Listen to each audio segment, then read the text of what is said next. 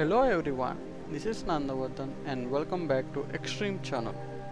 It's been a long time since I made a new video, but this time I'm back with interesting and cool stuff. So in this video I will be demonstrating two things: how to run terminal commands from text file and how to convert a text file into executable file. So without any delay, let's begin this video. So to convert any text file into executable file, we need to know two commands. Don't worry, those two commands are easy to remember. First, open terminal and create a text file using gedit or vim or gvim. For the sake of convenience, I am using gedit for creating a text file. My text file name is test. After creating a text file, I am saving my file with two commands which will automatically update and upgrade software in my PC.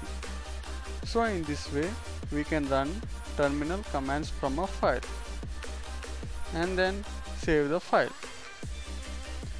Now we should check whether the text file is created or not. Just type ls and press enter. Now you will see a text file which we just created now. Observe the file is in white color, which indicates it is not executable file. Now we make it executable by using a simple command. First command to remember: chmod plus x followed by file name. Here my file name is test. Next, press enter. Again we have to check whether the file is executable or not. So we again type ls and press enter.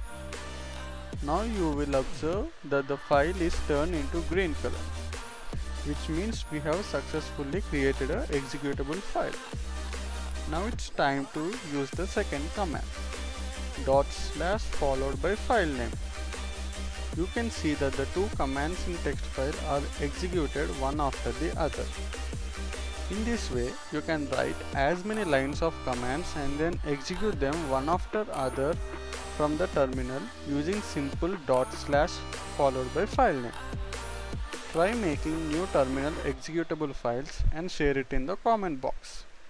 That's it for today, friends. Meet you in the next video. Thank you for watching this video. Please do like, share and subscribe this channel. Thank you.